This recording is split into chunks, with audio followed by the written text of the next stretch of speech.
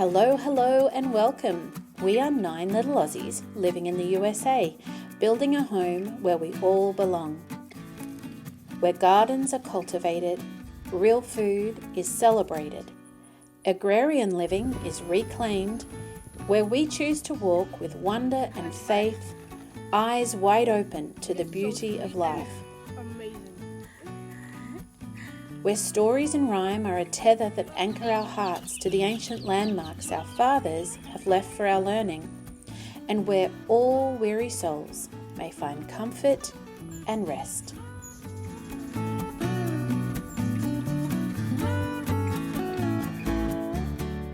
It is a grand undertaking, perhaps, but a profoundly simple one. I invite you to join us as we reach for the stars with our feet firmly rooted in love and God's good earth.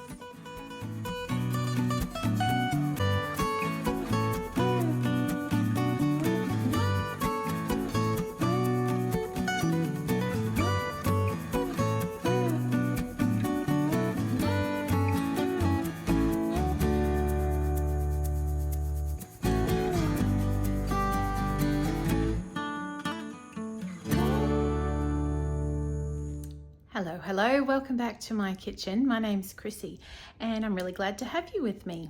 Today I'm going to, I've got a few jobs to do, making some tinctures, and I'm going to delve into the topic of healthcare, sort of. So I want to share with you how, as a mum of a family of 9, 7 kids, my husband, and we have my husband's parents here on the property with us as well, and how I go about taking care of our health, the health of our family, without any health insurance. Now, I know that might seem crazy. I thought it was when we first came here.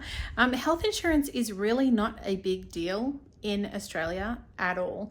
You can have private health insurance, but it's by no means necessary. We have public health care over there. And I would say, I've been a mum for almost 22 years this year. Later, in a month or two, it'll be 22 years. And during that time, I have sought to lean heavily into natural healthcare rather than relying on other systems, and especially trying my best to steer away from prescription drugs and antibiotics and things like that. Not to say we never use them, because we do very occasionally. I think there's a place for them, but that is not our automatic go-to. However, when we landed in America, it was very apparent to me that I was going to have to up my game. Whilst I had focused a lot, since I was pregnant with that first baby, started reading and researching and attending health seminars and gathering information and really prioritizing natural healthcare for our family. But it's a whole different ballgame when you don't really have a backup plan. And I always knew in the back of my head that if I got really, if something wasn't working, I could always go to the doctor. Now, I can do that here as well. Of course, I know they have wonderful doctors here. I also knew that it was going to be very expensive if that ever became really necessary. So I guess it just was this incentive that, okay, this is no longer just something for you to play with. This is really important for your family. Okay, so just as a bit of a introduction, I suppose, when we first arrived here, we were using a health share program, so it wasn't exactly insurance, and we loved it. To be very clear, we loved it. The people were great. We only really used it once, and that was for something quite small. One of the kids had conjunctivitis, which, side note, here is called pink eye, which I found really comical, because in Australia, pink eye is only ever used when referring to cows or horses, animals. So when I first heard someone say that they knew that someone had pink eye, I was like, wait, what do you mean? So Anyway, so one of the children had conjunctivitis or pink eye, and anyway, so I needed to use it for that. That is the only time we ever used it, but they were fantastic. We really loved them, but it became just not feasible for our family in this season.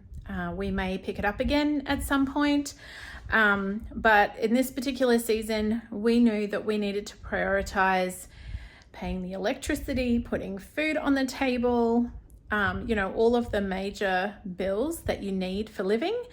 And our budget was not going to stretch to cover that. So that's when we really had to rethink what we were doing. I will say, even when we first landed, before we dropped the health share program, I knew that we were living in a country where they didn't have public health, and that with 7 children, I needed to be, who are very active, I needed to really think about this. Like, what are we going to do? How are we going to take care of the health of our family and not be reliant on a system that is very expensive? So I guess my number one motto or thought in this was to be prepared. So what I did is I went and did a herbal first aid course through the School of Traditional Skills with Doc Jones from the Homegrown Herbalist. And that just gave me peace of mind. I think as much as anything, that is what I needed, to not be anxious about, well, what about if this happens? Or what about if that happens? What am I going to do? So I also bought the kit that went with it, which came, I'll grab that out and show you. It is a herbal first aid kit that I purchased, and yes, that was an investment of money, but I've used it so many times, from everything from a quite deep cut that our little guy got, where I was able to pack it with herbs and bandage it, and it healed so quickly, to just ailments, viruses and whatnot. So it has been so worth the money. I would have spent way more if I'd have dealt with those things at an urgent care or emergency. So I did that. I also did a herbal course through the same place, School of Traditional Skills, on cold and flu season, so respiratory conditions and how to treat them.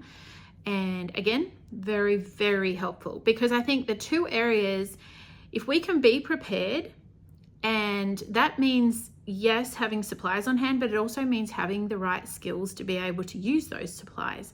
So doing that has made a big difference to how confident I feel moving forward and what I've been able to do for our family. Now, I just want to say right up front, I am a mother who has thought and researched and searched for information. I am not a doctor, and I'm just going to share with you what I do for my family. You need to do your own research and seek your own medical counsel and all the things that you need to do.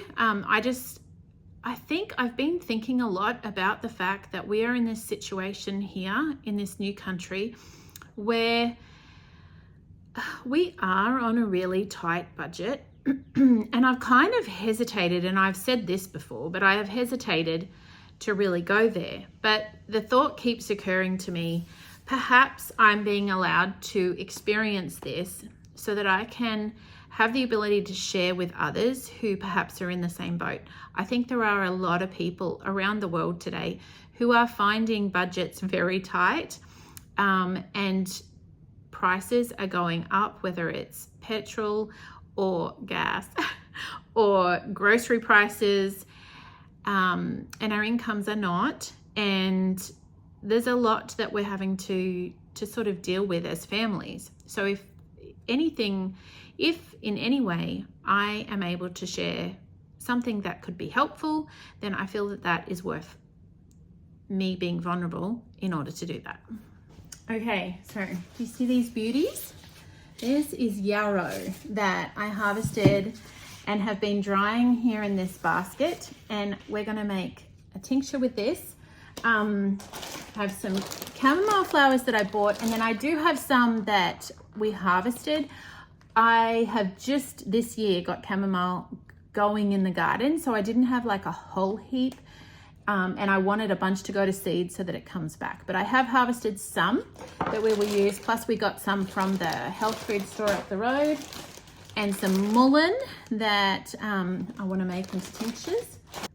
Before we go ahead and make those into tinctures, I just wanted to quickly address, I guess, my mode of operation, like how I go about figuring out what I need. And I guess it's a little bit of a system or a plan for this very unsystem planning type person.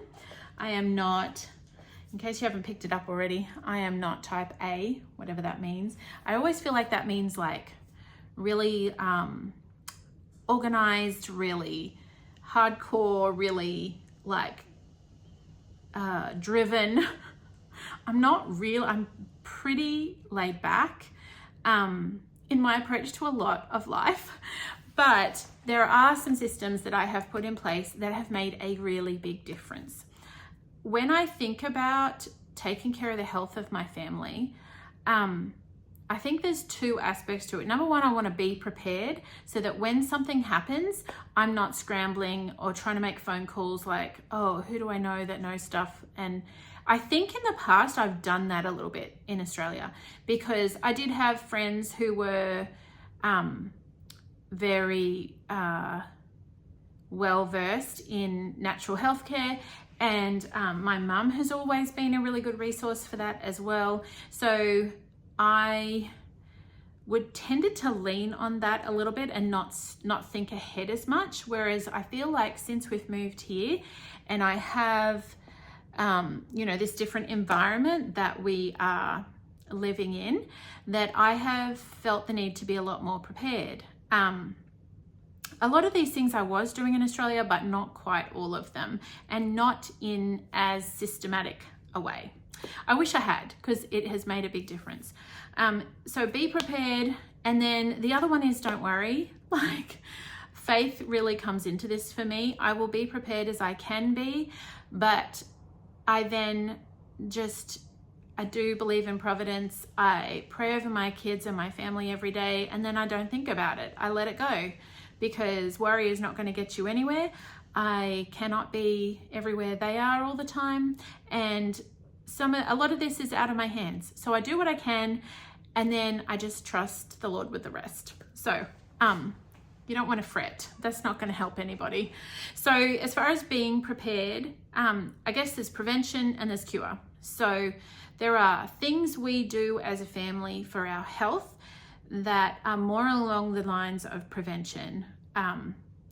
Eating a well-rounded whole foods diet, trying to really minimize the amount of processed foods. I won't say we're 100% with that. I pretty much am, but that's just my own personal choice. But even so, like if we go out to eat with somebody, I'm not going to make a fuss about what we're eating. I'm just going to eat what is being, generously provided.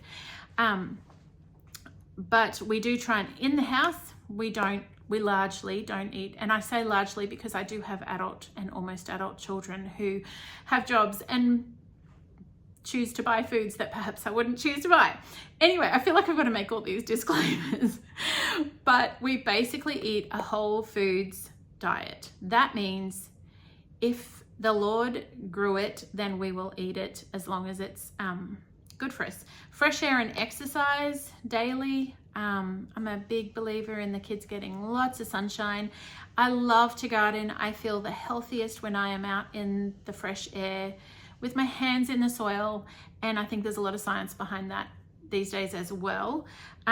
Grounding. Some of you may find this quirky, but I think this does make a big difference. I get barefoot in the garden as much as I can. If there are a bunch of bindies, that is the biggest kicker. That is the biggest prevention. I'm trying to keep them out of the yard, also known in America as stickers. We call them bindies, and it's hard to ground when you got a lawn full of bindies, but there are patches I know I can walk in, especially like under my clothesline when I'm hanging my clothes on the line. Bare feet is the best, as long as I've mowed and there's no clover full of bees. Do you know what I mean? So grounding, this one may seem a little unusual, but community. It's interesting. I don't know if you've read or learnt about the blue zones around the world where people are known to have a lot greater longevity. People live a lot longer and a lot healthier. There's lower rates of cancer and disease. And most of those places, they have a certain way of eating that is much more whole foods based and a lot of good fresh food. But they also, another common denominator is community. And they live in community. They don't segregate different age groups, and they don't, put their old folk in nursing homes. And there's no judgment there. I know my father was very, very ill before he passed and had to be in full-time care. So I do really, on a personal level, understand that that is a need sometimes. But I'm saying as a general practice, which is why we love having my in-laws right here. I think there's something just that is good for all of us, not just for them, but for us and for the children, and for us to be in community together, also outside of our family. We have a practice that we started in recent months. I can't even remember how many months we've been doing this now. We have a Friday afternoon wind down, and we invite families, friends to come and bring a plate, sit around, enjoy a cup of tea. The children play, and we just chat and have a little bit of time on a Friday afternoon as community with good food and talking to each other and just hearing how our week has been and being there for each other. So I think that is actually a really important part of healthcare. Immune boosting herbs. This is part of prevention for me. It's also part of treatment or cure because I use it in both respects. I always try and have certain things on hand, like elderberry syrup, vitamin C, things that raw honey. I have, there's a big list. I'll go over that in a minute. And then, of course, prevention is having acquired the skills necessary to make the elderberry syrup. Now, of course, you can buy it, which is great also. But in our case, when we're number one, wanting to be budget conscious, and number two, I want to know what's in the elderberry syrup, I choose instead to learn how to do it and have that ready for my family. The other one, and this is, I think, part of prevention, but it can also be relevant for treatment or the cure, is chiropractic care. I am a big believer in chiropractic care.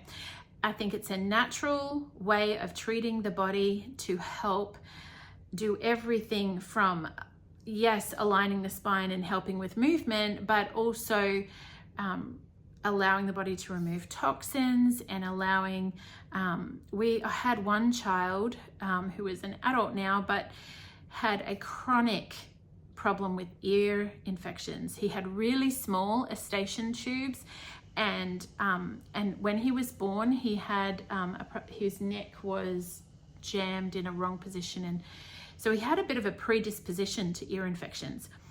Well, with the help of chiropractic care and garlic and mullein oil, I was able to get him all the way through to adulthood without antibiotics, which, if I didn't have those two things, I think he would have been that child who was constantly on antibiotics. So I'm a big believer in that.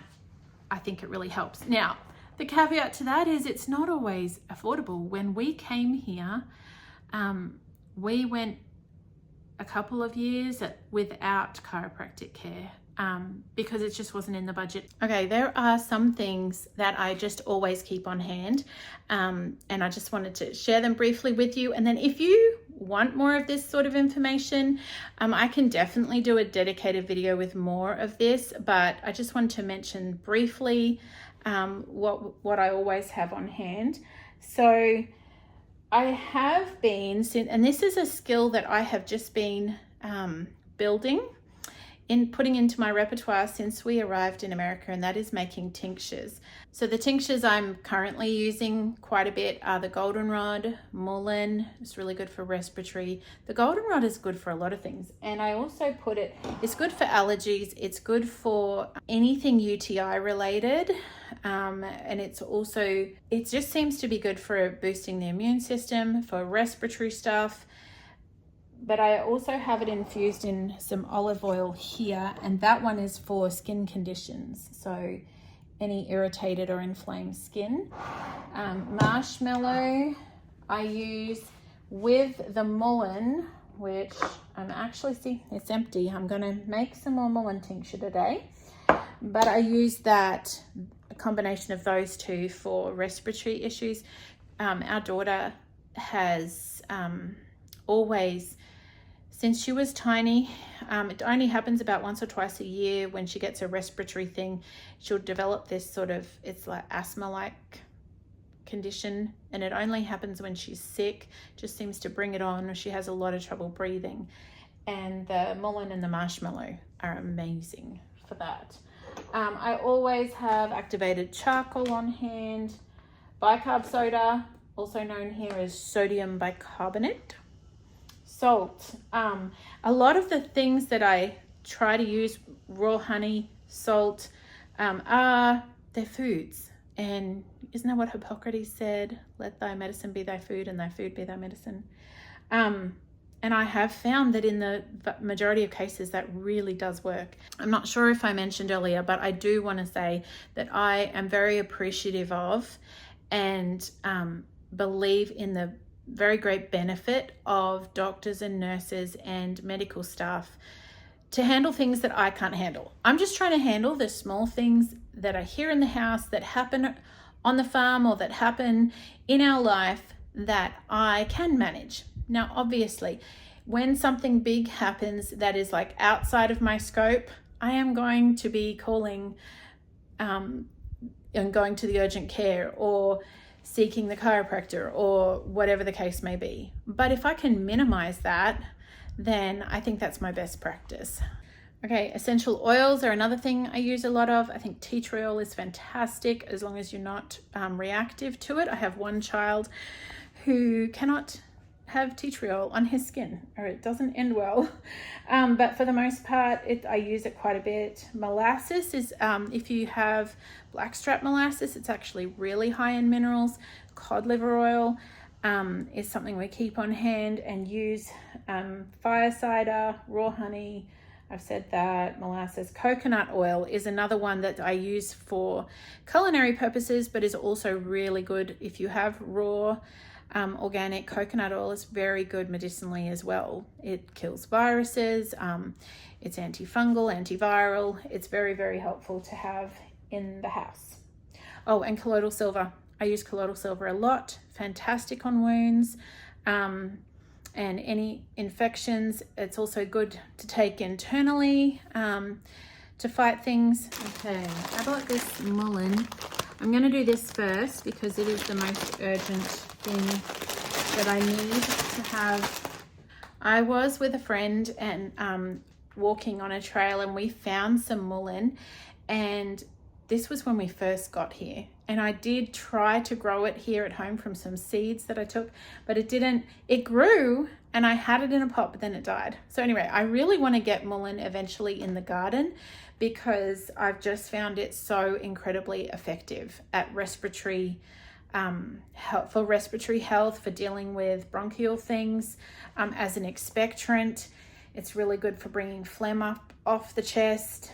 And I just have used it a lot and found it really beneficial. But because I didn't have any, I've bought it at the health food store, and I'm going to put it in this dried form. We're going to put it in I've saved some jars here.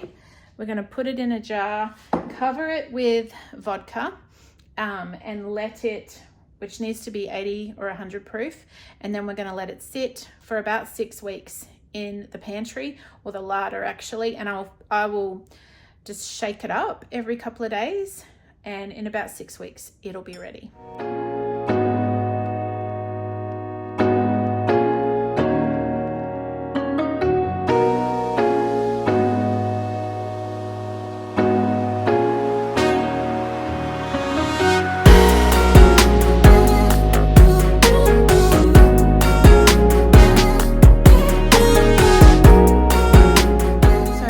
I'm sharing with you today are just the things I currently have in my repertoire. I'm actually always reading and learning and wanting to learn more, especially about herbs that I can grow in my garden.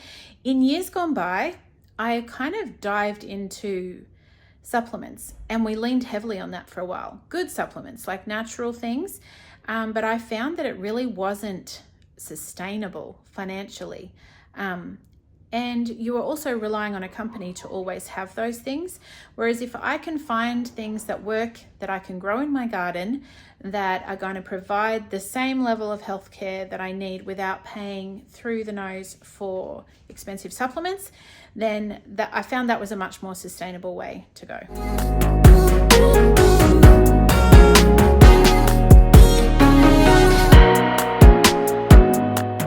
I'm just reusing a bunch of these rings that I have, and even the seals. And even though these ones have been used before, if I was canning with them, I couldn't reuse them.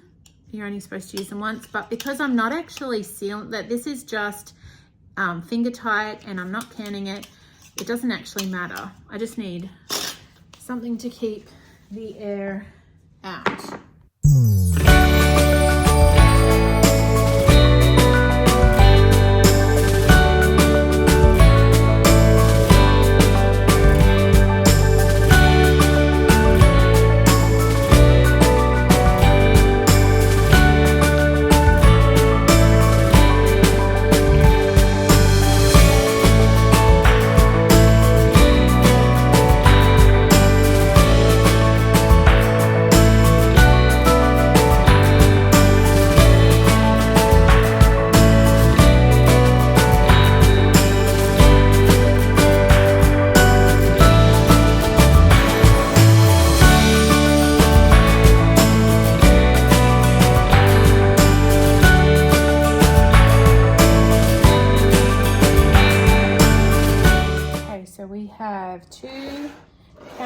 Tinctures.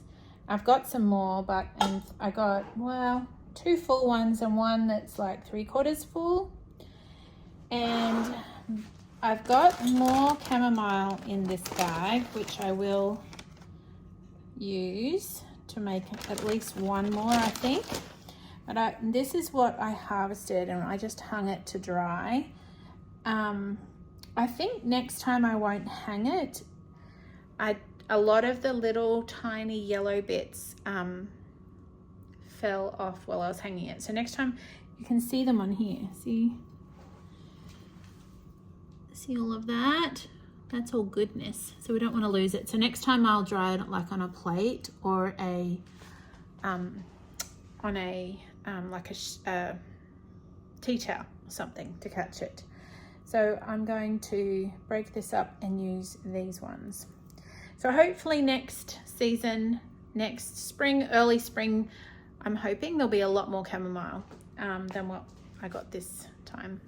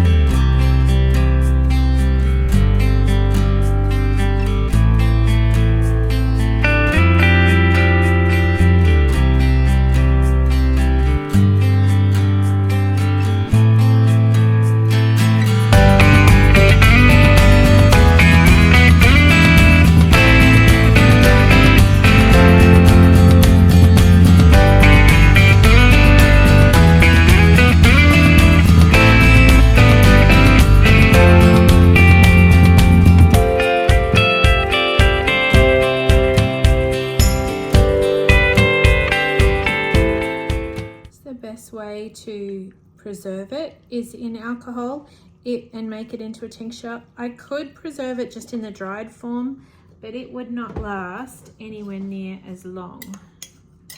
I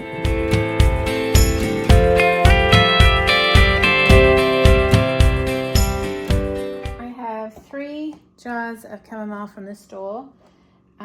They're at quart size, and then 1 little one from the garden. I have kept some actual just dried flowers in here, and I'm going to keep them in the dried form.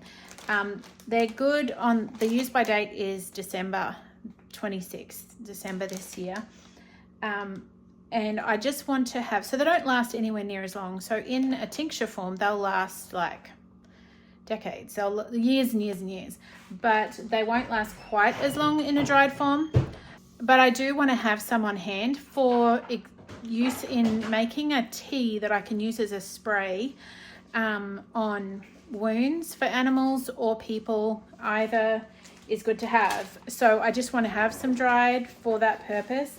Chamomile is usually known for its, you know, calming qualities, and it's good for a bedtime tea, and it is really good for that. But what's probably less known, antibiotic and anti-inflammatory properties, which is why it's so good for wounds. And it just, I don't know, it just heals really quickly. I did a short video on that, making a spray out of chamomile tea for one of our animals that had a cut. Okay, the last one I'm going to do today is the yarrow, and it's really quite pretty. It's kind of a lace-like beautiful flower. This is some from last year, which this probably I will end up just giving to the chickens, because in a dried form it lasts about 12 months or less, which is why I want to get it into tinctures so that it will last longer. And all of this has just been harvested about a week or so ago, and it's nice and dry. It might be 2 weeks now. So I'm going to put that into some vodka. Yarrow is one that I've just learnt about since coming here, and I'm going to read to you what it's good for, because it's quite amazing.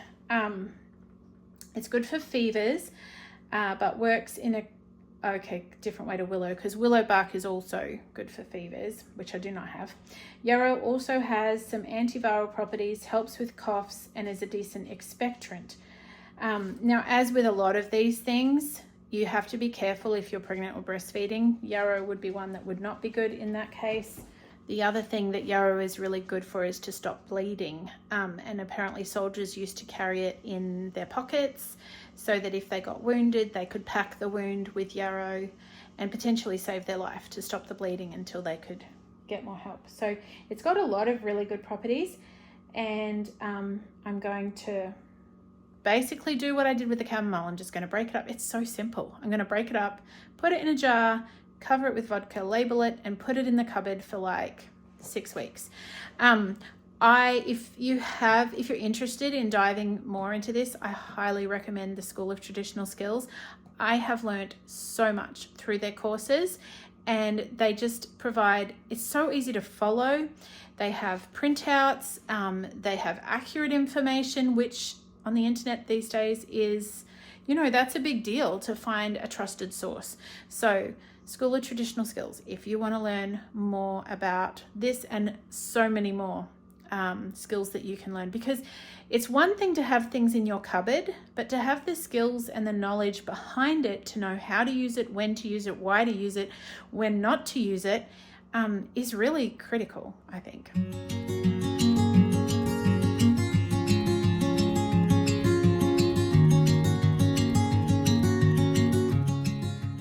I do hope that you have found this helpful. I truly believe one of the most empowering things you can do as a mother is to take the health and welfare of your family upon yourself. And it doesn't mean you'll always have the answers, but you can learn the skills to provide a good healthcare plan for your family. It is wonderful to take that ownership back of your health, the health of your children, your husband, or your spouse, and to be able to make decisions to be prepared and to gain the skills, the knowledge, and the resources that you need. So when something does go wrong, you're ready, and hopefully to prevent a lot of those things from happening in the first place. So let me know what your favorite natural health remedies are.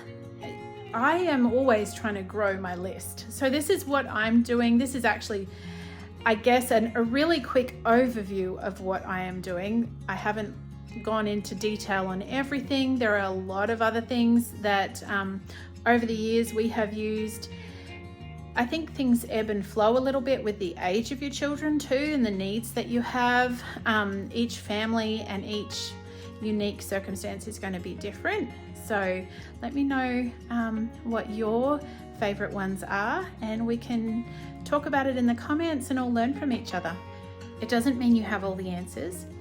There will always be things crop up that maybe you can't handle, but a lot of things you will be able to. And it will make a big difference for the health of yourself and your family, and to not be reliant on systems that are really, at best, unreliable and inconsistent is a wonderful thing. It's a liberating thing. So if you haven't yet, I encourage you to dive in to taking care of your own health. And if it all feels a little bit overwhelming, don't be stressed about it. Learning is a lifelong pursuit. You will build upon your knowledge year after year, little bit by little bit. You'll grow in understanding, you'll grow in experience, you'll grow in knowledge, and you'll find after a while, you'll look back and think, oh, well, I can do a few things. I have confidence in a few things, and then it will just continue. You know, there will be times when you feel like, I don't know what to do, and that's okay. That's just part of being human. But if we don't ever start learning, we won't get anywhere. So yeah, just begin. Baby steps. Thank you so much for watching. Sunshine and raindrops, friends. Until next time.